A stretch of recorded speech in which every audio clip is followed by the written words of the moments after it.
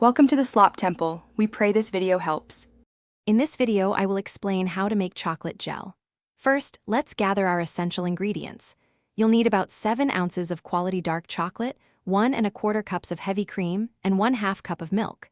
Don't forget 10 grams of powdered gelatin, which is key for that perfect gel texture.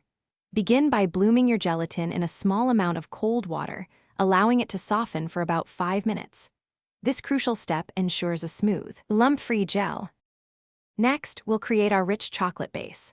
In a saucepan, combine 1¼ cups of heavy cream with 1/2 cup of milk. Heat this mixture over medium heat until it's just about to boil, showing small bubbles around the edges. Immediately remove the pan from the heat. Now, add your 7 ounces of finely chopped dark chocolate to the hot cream mixture.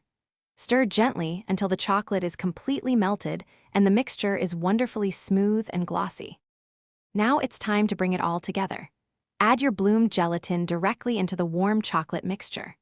Stir continuously until the gelatin is completely dissolved and fully incorporated, ensuring no lumps remain. Once smooth, carefully pour this luscious liquid into a shallow pan or your chosen molds. Let it cool down to room temperature for about 30 minutes, then transfer it to the refrigerator to chill for at least 4 hours, or until it is perfectly set. After chilling, your chocolate gel is ready to enjoy. Gently unmold it or use a sharp knife to cut it into elegant squares or rectangles. This delightful dessert is best served chilled.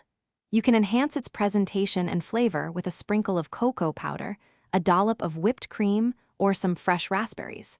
Store any remaining chocolate gel in an airtight container in the refrigerator for up to 3 days, keeping it fresh for future enjoyment. Thanks for watching. Consider subscribing if we helped you.